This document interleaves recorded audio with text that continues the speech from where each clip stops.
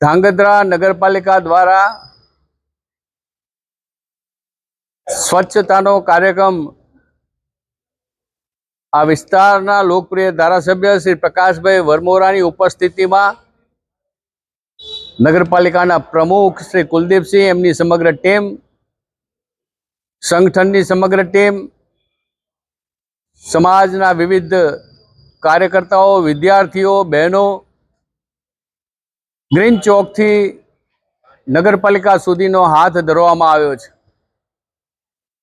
આ કાર્યક્રમ એ પ્રતીક કાર્યક્રમ છે। આજે 2 ઓક્ટોબર ગાંધી જયંતિનો દિવસ,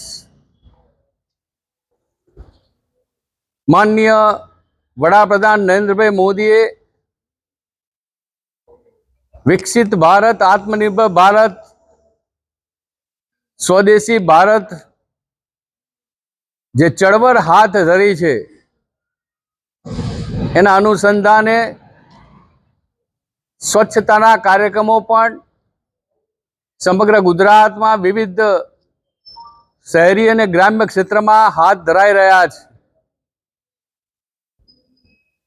ગાંધીજી પણ સ્વચ્છતાના આગ્રહી હતા, સ્વદેશીના આગ્રહી હતા। એટલે આપણે વિચાર કરવો જોઈએ કે કેટલા વર્ષોથી આ વિચાર પ્રજા જીવનની અંદર મૂકવા માટેનો પ્રયત્ન એ થતો આવ્યો છે,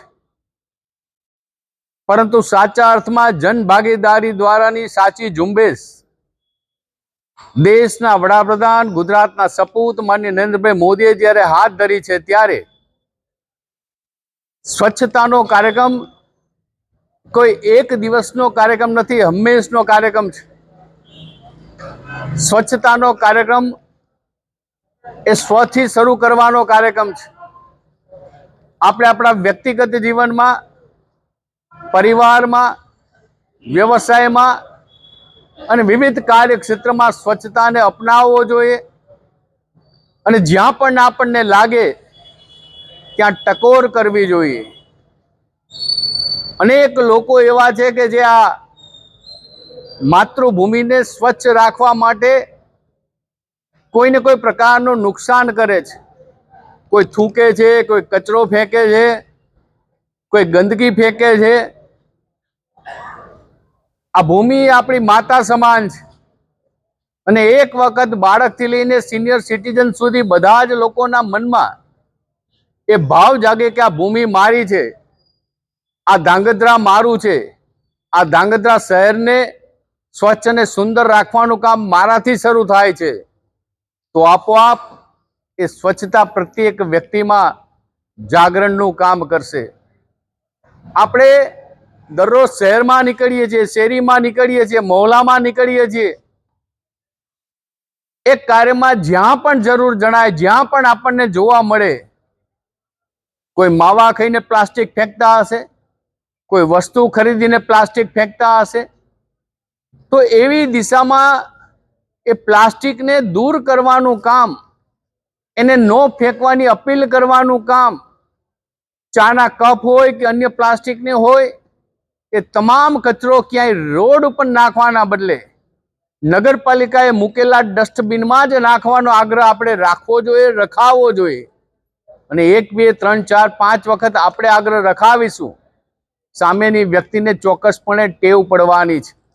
તો સ્વચ્છતાની ટેવ પાડવા માટે આજે આ એક પ્રતીક કાર્યક્રમ ધાંગધ્રા શહેરમાં નગરપાલિકા દ્વારા યોજવામાં આવ્યો છે। એ પ્રતીક કાર્યક્રમ થકી શરૂઆત આપણા સ્વથી કરીએ, શરૂઆત આપણા પરિવારથી કરીએ અને તમામ પ્રકારે એ સ્વચ્છતા દ્વારા ધાંગધ્રા શહેર સ્વચ્છ રહે, સુંદર રહે, એ પ્રકારના પ્રયત્નો કરીએ। હું ધાંગધ્રા નગરપાલિકાના પદાધિકારીઓને, અધિકારીઓને, કર્મચારીઓને અને ખાસ કરીને સફાઈ કામદારોને, જે આપણા માટે પોતાના જીવનનું અમૂલ્ય યોગદાન આપીને શહેરને સ્વચ્છ રાખવા માટે કરે છે, એવા સફાઈ કામદારોને પણ હું અભિનંદન આપું છું। આપણે સફાઈ કામદાર એ થોડા કલાકો માટે છે, ગંદકી કરશું એટલું એમનું કામ વધવાનું છે, એ તો પોતાની ફરજ બજાવે છે, એમના જીવન નિર્વાહ માટે ફરજ બજાવે છે, પણ સફાઈ કામદારને હંમેશા મદદરૂપ બનીને સ્વચ્છ રાખવાના કાર્યમાં આપણે પણ જો સહયોગ આપીશું તો આપોઆપ ધ્રાંગધ્રા શહેર સ્વચ્છ રહેવાનું છે. આપણે સૌ સાથે મળીને આ ઝુંબેશને દરરોજની ઝુંબેશ બનાવીએ અને એ દિશાના પ્રયત્ન કરીએ. જ્યાં પણ જરૂર જણાય ત્યાં 5, 25, 50, 100 લોકોની વચ્ચે સ્વચ્છતાની વાત મૂકીએ, સ્વચ્છતાને અમલ કરવા માટે અપીલ કરીએ અને સ્વચ્છતા થકી એક નવો સંદેશો સમગ્ર સમાજને માનનીય નરેન્દ્રભાઈ મોદી કહે છે એ મુજબ પ્રતિદિન આપવા માટેનો પ્રયત્ન કરીએ. 2014 પછી દેશમાં અનેક પ્રકારનું સ્વચ્છતાનું પરિવર્તન આવ્યું છે. તમામ ક્ષેત્રની અંદર સ્વચ્છતાને આગ્રહી બનાવવામાં આવી છે અને એનું મુખ્ય જો કોઈ કારણ હોય તો માનનીય નરેન્દ્રભાઈ મોદી છે કે જેમને સ્વચ્છતાના પાઠ આપણને સૌને ભણાવ્યા છે, સમાજ જીવનને આપ્યા છે અને સાથોસાથ પોતે એનો આગ્રહ રાખીને આગળ વધે છે.